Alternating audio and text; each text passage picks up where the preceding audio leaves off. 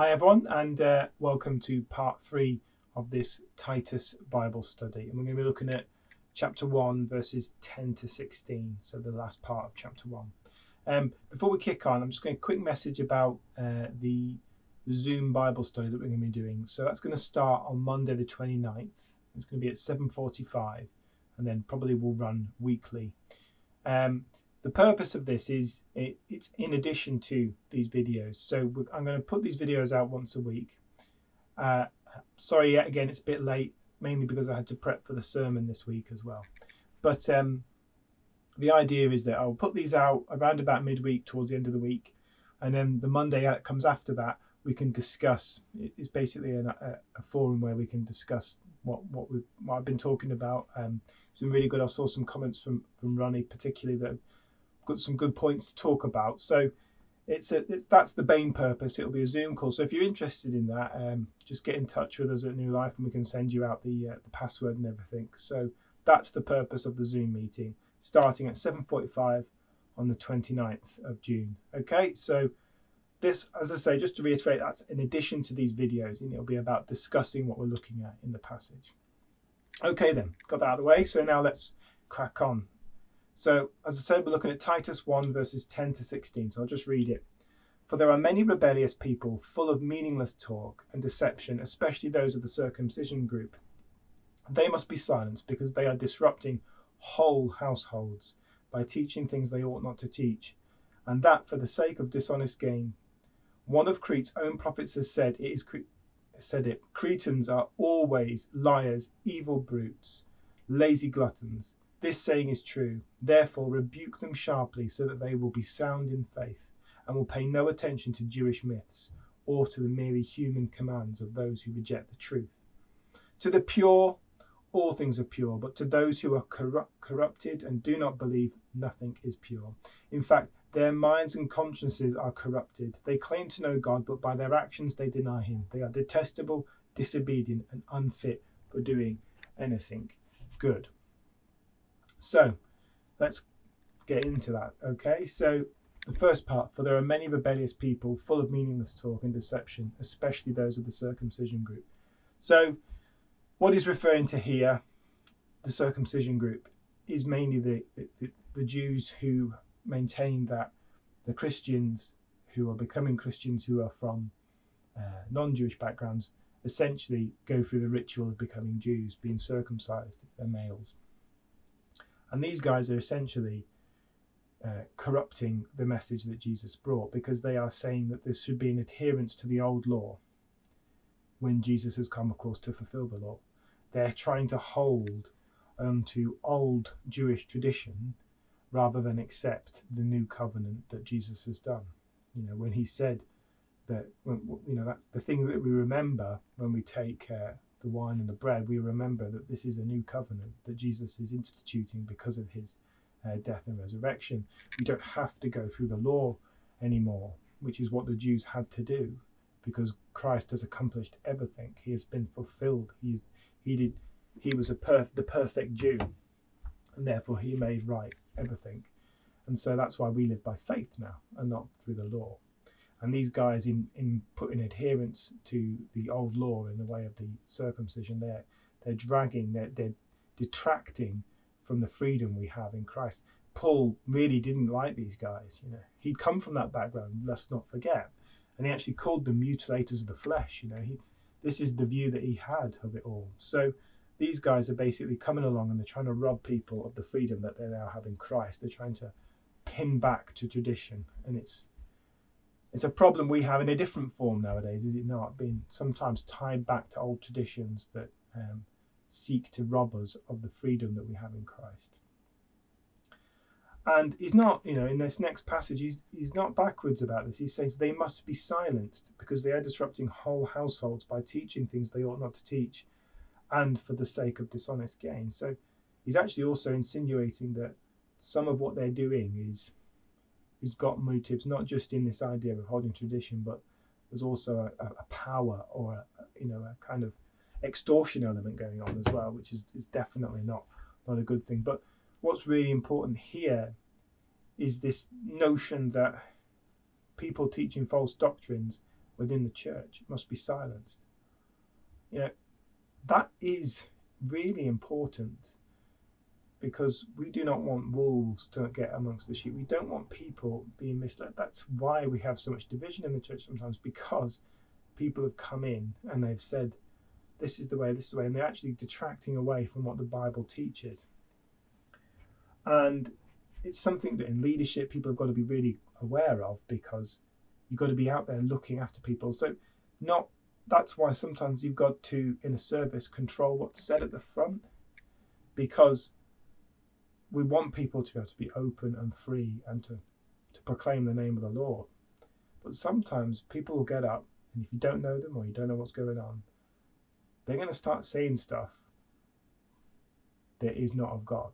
And that's where you've got to be careful, because this is the thing we don't want to fall into. We've got to make sure that people do not preach a false doctrine. So there's this wariness. We've got to be careful of it. We can't just think that we can allow any old teaching to go on. We've got to be careful about what is preached, what is taught. Something that we've got to take a lot of care over. Okay, next passage then. I like this one. Well, or rather, this one's a tricky one. One of Cretan's own prophets has said, Cretans are always liars, evil brutes, lazy gluttons, and this saying is true. So there we got Paul totally buying into a stereotype of the whole island is full of Cretans, full of brutes and evil liars. Yeah, or evil brutes and liars, I should say. So, there's some element there where, I have no idea, have I? So clearly it was the case that Cretans were known for being pretty crazy people. Therefore, rebuke them sharply, so that they will be sound in their faith and will pay no attention to Jewish myths or to the merely human commands of those who reject the truth. So what to glean from this passage exactly? Well, there's a stereotype of someone there, which, as I said, we can't really speak to really. Clearly there was an issue there with Cretan. Maybe there was, and from what Paul was saying, there was an element of truth to it. The thing that I would take from this, the way I view this is Paul talking about how when you're proclaiming the message, when you're discipling people, you've got to use different methods with different people. That's not to say that you preach a different truth, not at all, but the approach that you take is sometimes different. And I think what he's saying here is that these people are such a way that actually the response that you need to get from them, to actually get them to respond, to get them discipled, is to rebuke them sharply, so that they don't go across. Clearly these Jewish myths, he's pushing in on this circumcision group guys who are clearly having an influence, and at the end of this passage he's still talking about them as well. So clearly this pernicious group and the Cretans maybe are being easily swayed. Remember, Crete, it's a Greek island, it's predominantly Greek influence. No doubt obviously Jews are there, but unlike say Palestine, it's not steeped in the same history. So these guys have got all kinds of different pagan stuff going on in a massive way, no doubt. And so they've got these Jewish myths, they've got these guys that talk and sound like they're talking about the gospel, but obviously not quite. There's strings and bells and chains attached to it. Then you've probably got the party time pagan thing going on, because these guys are a bit lazy, they're a bit evil, they're not this kind of rough nature going on with them. And so what Paul's saying is, because of these things going on, you're just going to have to cut to the chase. You're going to have to be sharp with these people, because that's probably the way that they're best responding. And I would suggest, this is my take, that this is, when he's saying sharply rebuke them, and the tone of this, people being silenced, is quite specific to the fact that these people needed the kind of rod more than the carrot, if you see what I'm saying. But then, that's not to say that in different circumstances, with different people groups and with different cultures, that you don't take a more softly approach. Anyway, that's my take on it. Well, as I say, one of the things we can discuss in this Zoom call, because I think that's what he's talking to. He's saying for this particular people, you're going to have to really use a sharp response to cut through to them. Okay, so next penultimate passage for today. penultimate verse. To the pure, all things are pure, but to those who are corrupted and do not believe, nothing is pure. In fact, both their minds and consciences are corrupted. Now, when I read this, I'm reminded of a few different things. I'm reminded of what Paul teaches us, particularly in things like Romans, about how we who are in Christ, we can eat, for instance, food that's been dedicated to idols because we don't recognize that. It's just food.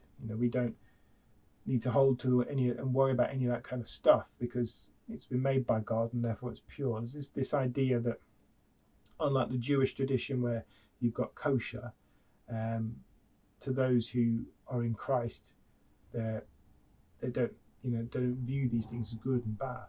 And so there's this nature where I think he's talking about, once again, this circumcision group, this Jewish myths group, who are probably bringing kosher kind of eating codes into things, and clothing probably as well, the mixed fibers and all that kind of stuff. Don't know, just thinking about what he's putting in here. And he's saying that don't bother that, because if you're pure and if you're Christ, all things are pure. So I think that's partly what he's saying. But also, given that it's Greece, given that the time, and given what we know from other things being said, my feeling is that there's probably something of the Gnosticism going on in here. Particularly in the way he's saying that nothing is pure. The fact that they believe that nothing is pure. So Gnosticism has a Greek heritage to it, and it was this. And I'm not going to go into it in massive detail, but what you need to know is one of the main problems it had with the gospel, or the main heresies, because there was a lot of people that were beginning to kind of weave Gnosticism in with Christianity, and the problem is that one of the Gnostic teachings was that essentially that anything that's physical, material world is inherently evil, and anything of the spirit world is inherently good. And of course, that causes them all kinds of problems with Jesus, because he was very much man and very much God. So there's Gnostic heresy that came in that kind of said who Jesus was. But also, it's just got no biblical grounding, because we know that God made the world and it was good. And that was physical.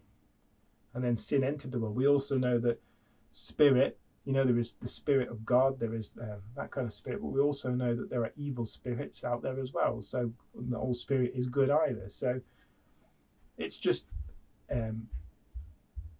got nothing really, there's no truth in it with relation to the gospel message. And I think the fact that they're saying nothing is pure in that, I think he's teaching against the Gnosticism, which was saying that, look,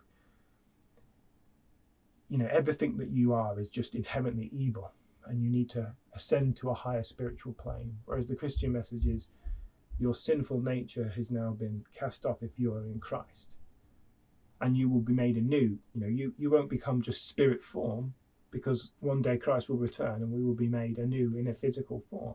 So we've got to get away from this idea. And I'm not so sure that, for instance, it's a problem that we have nowadays so much. Maybe I'm wrong, but I think that's what that passage is about. That verse is talking about the Jewish thing about what you should eat and what you should wear and all this kind of stuff. But I actually think more so it's talking about this Gnostic heresy that was beginning to eke in, and to say, no, don't have any of that. It's you are pure because you have been made right with Christ. Therefore, don't be thinking that that's bad food, that's a good food, that's a bad clothing, that's a good clothing, all this kind of stuff. Okay, hopefully that makes sense. Final passage then, or final verse. They claim to know God, but by their actions they deny him. They're detestable, disobedient, and unfit for doing anything good. So this is kind of just tying everything up with what these people were. They were. I would suggest he's talking here about this Jewish group, but maybe with this Gnostic leaning going into it. Particularly, maybe talking about, you think about the Pharisees, and they would say that they knew God, but by their actions they deny him. Well, it's clear, isn't it? Because if they're preaching a message that says that, yes, faith saves you, but actually you've also got to make sure you're circumcised. You've got to recognize that flesh is just inherently evil. You've got to just hold to all these things and do these things. Then they don't know him, and they do deny him, because they deny that Christ was the fulfillment of the law, that he is our one atonement for sin. And so they are detestable and disobedient because essentially they're just completely undermining who Jesus is and his Lord and our Savior. You can't say that I believe in Christ and I put all my hope in him and I know that he is my salvation, and then lay onto it, but you've still got to keep this law, you've still got to be circumcised, you've still got to follow all the Mosaic law, because you're not recognizing what Jesus has done. This isn't to say, and if any of you watched the sermon that I did this week about how we behave as Christians, that's a separate issue, but this is a law-based issue. So there we go. That's the end of Titus 1. We've got to the end of the first chapter. Just another reminder, on Monday 7:45 we'll be doing a Zoom discussion. If you're interested, just get in touch with us at New Life and we'll send out the code and everything. So hope this has been useful, and I look forward to chatting with some of you on Monday. Cheers.